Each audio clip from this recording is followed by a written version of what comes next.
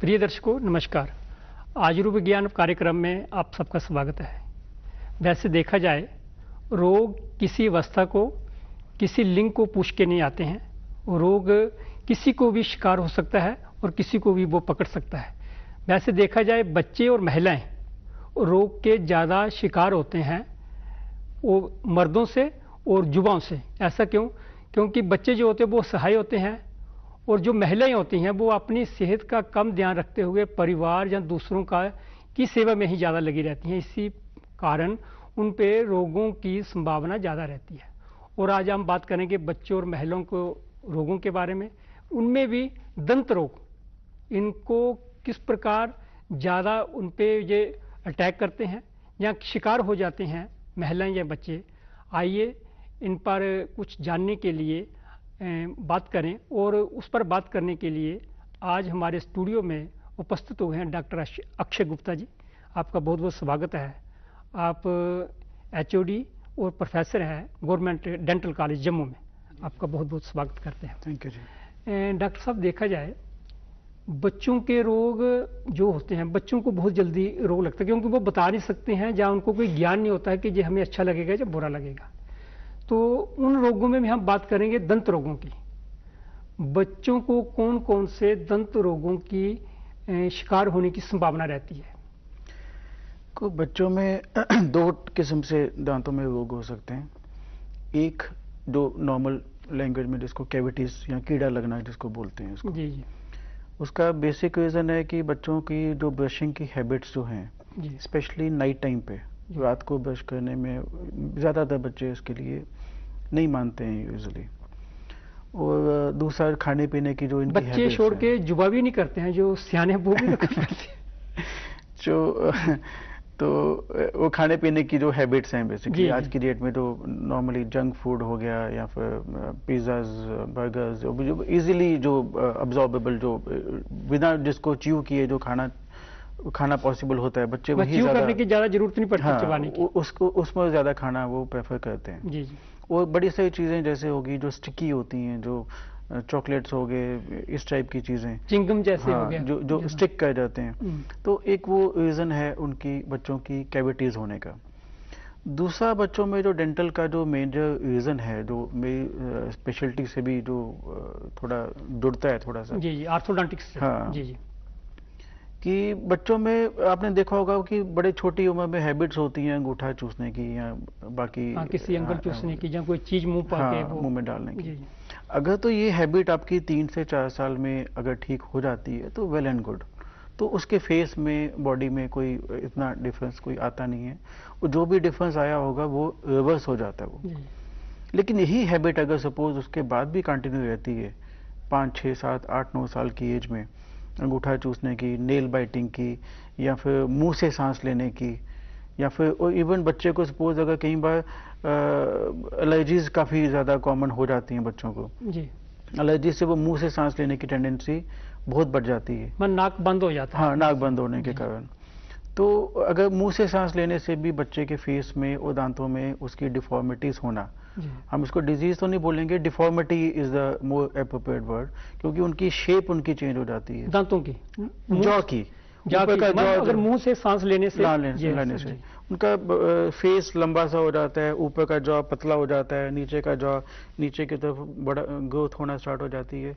तो ये सब फेशियल की डिफॉर्मिटीज उनकी स्टार्ट हो जाती हैं उसके। तो ये दो चीजें हैं बच्चों की, जो अगर एक तो हैबिट्स उनकी रोकनी है जी, जो इनवॉलेंट्री हैबिट्स हैं उनकी, और दूसरा जो खाने पीने का, और तीसरा ब्रशिंग का। ये 3 चीजें होंगी तो डेफिनेटली बच्चों की भी dental health as good as किसी की भी नॉर्मली अच्छे से रह सकती है वो। जी।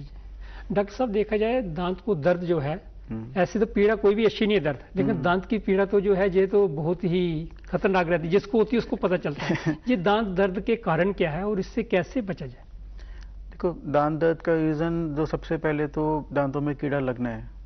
जो इनिशियल स्टेज में तो जैसे मैंने आपको बताया कि वो बिगनिंग कैविटी है जो कभी भी पता नहीं चलता, पेन नहीं करता, वो इनेमल में होता है पहले वो तभी आपको पता चलेगा अगर आप एक डेंटिस्ट के पास कंसल्टेशन के लिए जाएंगे। थोड़ा सा वो डीप होता है, डेंटिन अंदर इनेमल के अंदर, डेंटिन मसूड़ों के अंदर, एक दांत के अंदर, दांत के अंदर, उसमें आपको सेंसिटिविटी स्टार्ट हो जाती है, बट आपको पेन अभी भी नहीं होता आपको। तो आप कभी कभी क्या होता है, आप वो मार्केट से टूथपेस्ट ला के उसको यूज करना स्टार्ट कर देते हैं। हाँ, पूछ के किसी को ऐसे हाँ, लेकिन वो भी आपने टाइम निकाल दिया, उसके बाद वो जब डीप हो जाता है तो अंदर दांत के अंदर ना नसें होती हैं, पल्प होती है, तो वो एकदम से आपको बहुत सवियर पेन करती है। वो दैट इज अ टाइम जब आपको इमीडिएटली डेंटिस्ट के पास आपको उस समय तो जाते ही हैं, सब जाते हैं, जाना पड़ता है उसके बाद आपको, बिना समय गवाए उस समय जब दांत की दर्द पीड़ा हो तो उस समय तो वो जाए। लेकिन वो आप तब तक आपने काफी टाइम आपका वो निकल चुका होता है आपका। जी जी। डॉक्टर साहब, इसके साथ एक आपने बताया कैविटी, एक कैरीज, दंत खे होता है और दंत को कृमि लगता है, कीड़ा। खे का मतलब दांत अपने आप वो कम होना या उसका निकलना शुरू हो जाता है, मतलब उसका खत्म होना शुरू हो जाता है, मतलब फिर उसका नीचे सिर्फ जड़ रह जाती है, ऊपर से वो खत्म हो जाता है। ऐसा क्यों होता है? ब्लैक होने के कारण? नहीं, ब्लैक नहीं। अच्छा, ऐसे ही वो जो हड्डी है, उसके हड्डी मतलब वो उसका निकलना क्षय मतलब होता है, कैरीज खत्म होने के दो रीजंस होते हैं बच्चों में, थोड़ा करके। एक और रीजन मैं बच्चों में बताऊं कि यूजुअली बच्चों में क्या होता है कि आपको मदर्स में कई बार वो बच्चे को सोते हुए उनको दूध की बोतल दे देते हैं। हाँ। तो दूध की बोतल से क्या होता है कि वो मिल्क मुंह के अंदर रहता है, वो that's a source of A bacteria, उसको कंप्लीट मुंह में उसको कैविटीज हो जाती हैं, उसका नर्सिंग बॉटल केविस भी कहते हैं उसको। जी जी। तो एक वो रीजन है, उसके कारण ऊपर से दांत खत्म होना। दूसरा एसिडिक फूड्स के कारण। जी। और तीसरा कई बार बच्चों में ना इनवॉलेंटरली आपस में जॉज को ग्राइंडिंग की हैबिट होती है, जिससे दांत आपस में बहुत ज्यादा ऊपर नीचे के दांत घिस जाते हैं, पीसते रहते हैं अपने दांतों को दांतों से। हाँ, एक तो वॉलेंटरली होता है, वो जानबूझ के करते हैं, एक आदतन होता है। इनवॉलेंटरली होता है, वो सोते हुए भी होता है। जी जी। तो जिसके कारण वो बच्चों के दांत घिस जाते हैं, उनको पता नहीं चलता कि दांत काफी घिस। तो अर्ली टूथ लॉस की बार के समय से पहले ये दांत जो हमारे खत्म हो जाते हैं, उसका कारण क्या रहेगा? बड़ों में या बच्चों में पूछें? बच्चों में भी और बड़ों में? बड़ों में तो विशेषकर बच्चों में बेसिकली कैविटीज का एक मेजर रीजन रहता है, टाइम से पहले दांत खत्म होने का। और बड़ों में मसूड़ों का भी एक मेजर रीजन रहता है अपार्ट फ्रॉम द कैविटीज। एक पेरियोडोंटिटिस से होता है, पेरियोडोंटिटिस, ये भी एक बीमार है मसूड़ों की, जो पेरियोडोंटिटिस ये भी बच्चों में रहती है। ये भी बच्चों में रहती है। जी जी। क्या होता है कि जब अच्छे से ब्रशिंग नहीं होती, क्लीनिंग नहीं होती, तो उसमें एक प्लाक फॉर्मेशन हो जाती है गम्स के आगे पीछे। तो अगर टाइम पे क्लीन नहीं हो तो वो मसूड़ों के अंदर पॉकेट्स बन जाते हैं और गम्स की जो पोजीशन है वो नीचे चली जाती है और दांतों की बोन वो खत्म कर देती है। जी जी। जब दांतों की बोन खत्म हो जाती है तो दांत हिल के फिर वो निकलना। दांतों का सबसे बड़ा दुश्मन बैक्टीरिया भी है। जी। ये जो बैक्टीरिया है, ये क्यों हमारे दांतों को पनपता है और इससे बचाव कैसे की जाए कि इनको दूर रखा जाए? देखो, बैक्टीरिया तो देखो माउथ में तो बैक्टीरिया रहेंगे जी। तो कभी ऐसा तो होगा नहीं कि वो चले जाएंगे, लेकिन होगा क्या कि जब आपके दांत के ऊपर जब बैक्टीरिया रहेगा तकरीबन 4-6 घंटे 8 घंटे बिना डिस्टर्ब किए, डिस्टर्ब क्या, अगर आप एप्पल भी खाते हैं तो वो डिस्टर्ब हो जाता है, वो लेयर डिस्टर्ब हो जाती है, प्लाक की लेयर बनती है। तो लेकिन अगर उसको ब्रश नहीं करते हैं रात को तो 12 घंटे तक वो कंटिन्यूस वो लेयर वहाँ पे रहती है, बैक्टीरिया के लेयर, वो एसिड फॉर्म करना स्टार्ट कर देती है, जिससे वो कैविटीज स्टार्ट हो जाती हैं। इसको प्रिवेंट करने का ब्रशिंग और अच्छे से माउथ वॉश करना, ये दो चीजें बेसिक। एंटी बैक्टीरियल कोई मेडिसिन इसके लिए? नहीं, मेडिसिन तो जैसे नीम को एंटी बैक्टीरियल कहा जाता है, नीम की दातुन करते थे हमारे बुजुर्ग पहले। हाँ। तो इसके लिए क्या आजकल तो वो आदत नहीं रही है, आजकल नीम की एक पेस्ट भी आ रही है। क्या देखो, दातुन की एडवांटेजेस हैं अपनी। जी जी। लेकिन उसका एक ही थोड़ा सा मैं अगर किसी को ये हर्ट ना हो तो एक ही डिसएडवांटेज जो बेसिकली हो सकती है, क्योंकि अब्रेसिव बहुत ज्यादा है वो दांत को बहुत ज्यादा घिसता है, वो हाँ घिसता है। तो उसका दातुन भी अगर आपने यूज करनी है तो एक बड़ा क्या होता है, लोगों की हैबिट है वो सुबह वॉक करने जाएंगे, 1-1 घंटा मुंह में दातुन वो रखेंगे।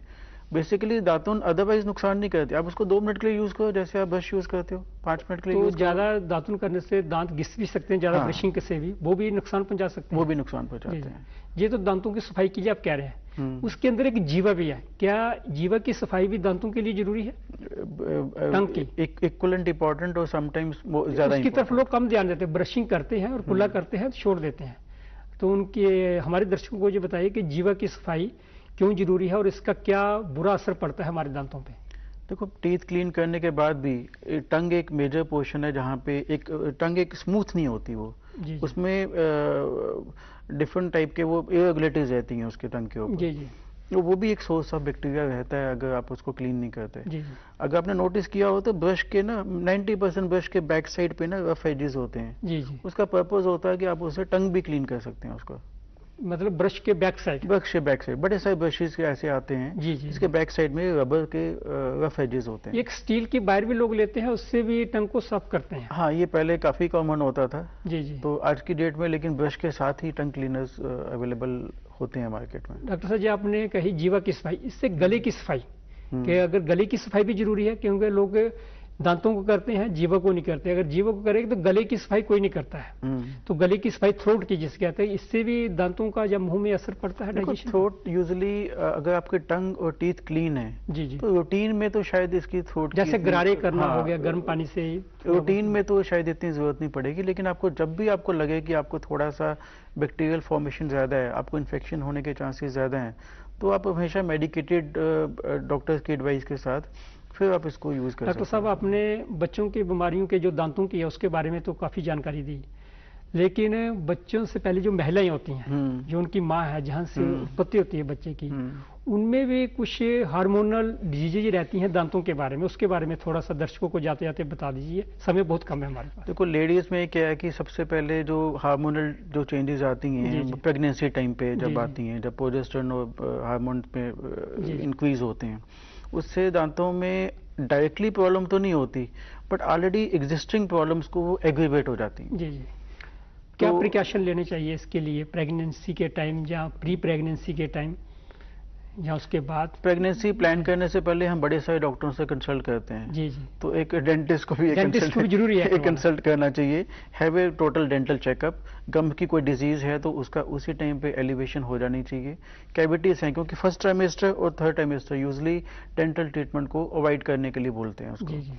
यूजुअली मेडिसिन भी नहीं कोई भी हम प्रिस्क्राइब कर सकते हैं। मुझे आपने बहुत अच्छी जानकारी दी कि प्री प्रेगनेंसी जैसे हम दूसरे डॉक्टरों के पास जाते हैं तो डेंटिस्ट के पास भी जाना जरूरी है। कोई भी प्रॉब्लम्स हैं उसको पहले से उसको सॉल्व हो जाए, ताकि आपके वो टाइम 1 साल का टाइम तो प्रेगनेंसी के दौरान फिर डेंटिस्ट के पास जाना चाहिए। अगर पहले से अगर आपने सब ट्रीटमेंट करवा ली है जी जी, तो फर्स्ट ट्राइमेस्टर के बाद फिर से आप एक बार चेकअप के लिए जा सकते हैं प्रेगनेंसी के दौरान। हाँ। तो डिलीवरी के बाद माओं को कैसे ध्यान रखना चाहिए, उसके बाद भी डेंटिस्ट के, क्योंकि बहुत शरीर में उनके हार्मोन और शक्ति ऊर्जा जो है वो क्षय हो जाती है जब गम डिजीज का बहुत ज्यादा ध्यान रखना पड़ता है प्रेगनेंसी टाइम पे। गम डिजीज, उस टाइम पे गम्स में स्वेलिंग होने के चांसेस, गम्स में ब्लीडिंग होने के चांसेस, दांत के लूजनिंग होने के chances because of the hormonal changes, जी जी जी, ये बड़े कॉमन होते हैं। मतलब डेंटिस्ट के पास अवश्य जाना चाहिए प्री प्रेगनेंसी मिड और डिलीवरी के बाद भी। डिलीवरी के बाद मतलब इनको नजरअंदाज नहीं करना चाहिए। हम तो दूसरे डॉक्टरों के पास ही ले जाते हैं या जाते हैं, डेंटिस्ट के पास बहुत कम जाते हैं। पहले जाना सबसे इम्पोर्टेंट। लेकिन आपने जो दर्शकों को जानकारी दी,